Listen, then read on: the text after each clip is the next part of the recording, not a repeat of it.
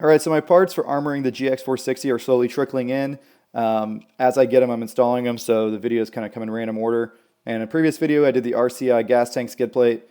This is the C4 differential skid plate, and then the next ones that are going to come in are probably going to be the CBI engine and transmission skid plates, and then I also have some rock sliders coming. So if you want to find the other videos, just search the channel GX460 and you'll find all the installs.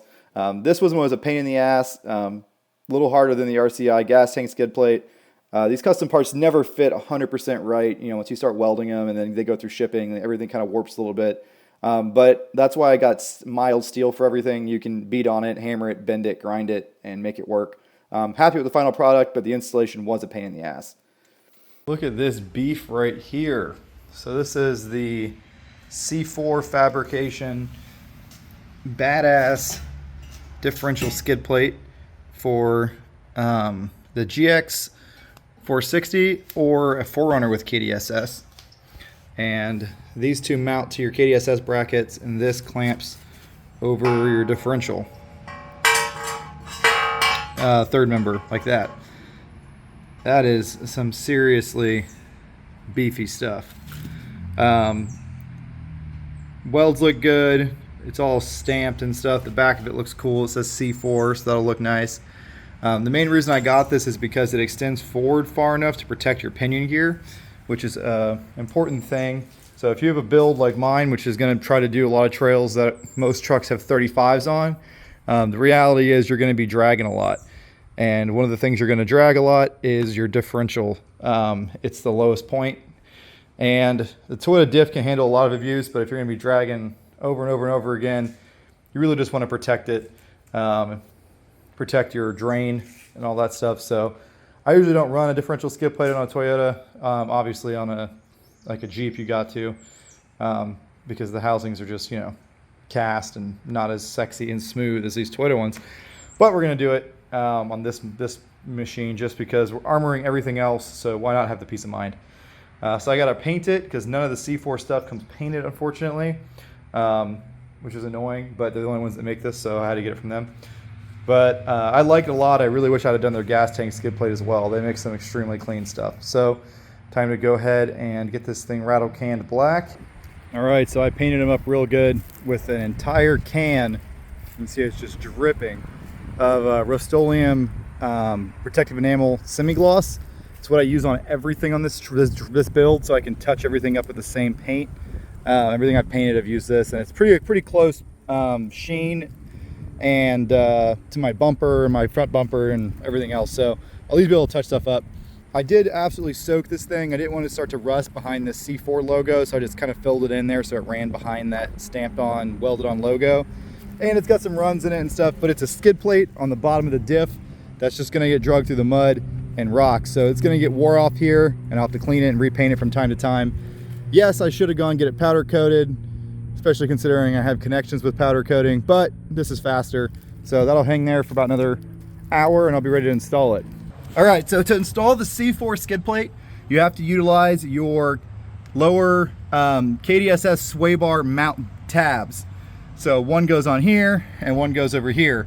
The KDSS system is a little tricky, especially if you have long travel shocks. It kind of complicates this install.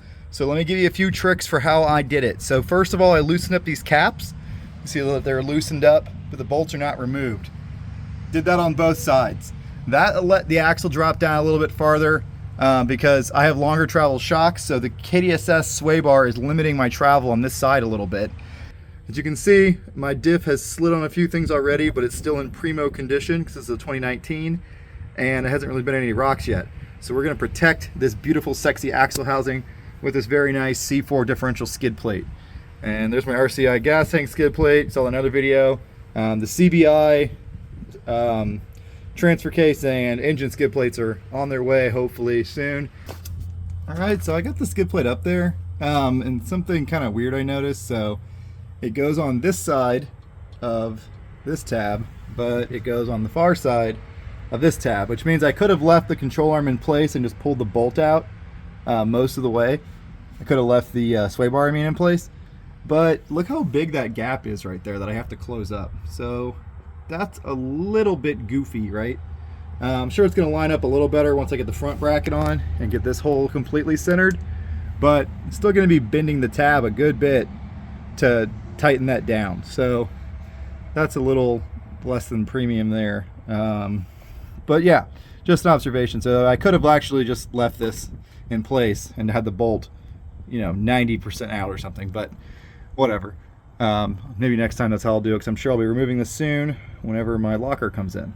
Also, it helps to jack up the truck under the hitch to give you more room to work down here. Always use jack stands unless you have a death wish like me.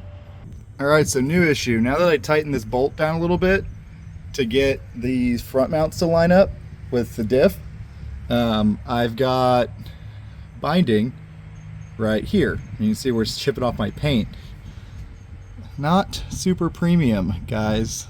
I'm not really sure how that was supposed to work. See how this bulge is out right here? That bulge should not be there. I'm gonna take a grinder to it. God, what a pain in the ass. These custom parts never fit quite right, just like the RCI skid plate. All right, so this is definitely not a perfect fit. Maybe because it fits the 4runner too, and there's some slight differences, I don't really know. But here's how I had to make it work. I had to do some massaging. So I got all the bolts started. I left the rear bolts loose, and then I put a 2x4 right there, which you can see has completely split. And the weight of the truck is on that 2x4, and that is forcing it to line up properly on the chunk. Not exactly an install you want to do on the trail, but now I've got everything lined up properly. I had to actually twist the skid plate over this way kind of to make it line up right. Real pain in the ass. So now I'm going to tighten down the 2 bolts on the clamps, the top clamp, and the back bolts, and then hopefully once I relieve the pressure, it'll stay like that. But yeah, it ended up kind of cocked. All right, one more thing to point out, if you're trying to figure out which way this little top bracket goes, the little point on it points forward.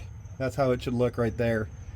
Once you get it all massaged in place and hammered in place, now I gotta touch up some spray paint where I had to beat on things.